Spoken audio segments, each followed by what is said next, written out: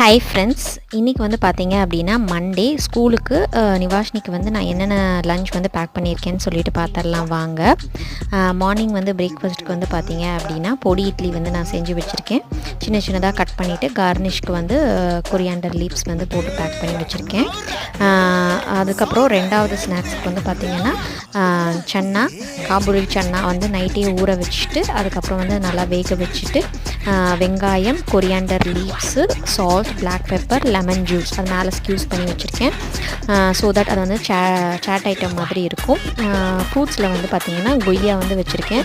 Monday அப்படின்றதுனால first time ஸ்நாக்ஸுக்கு வந்து பார்த்திங்க அப்படின்னா சின்னதாக வந்து லைக் ஓட்டு முறுக்கு மாதிரி ஸ்நாக்ஸ் வந்து வச்சுருக்கேன்.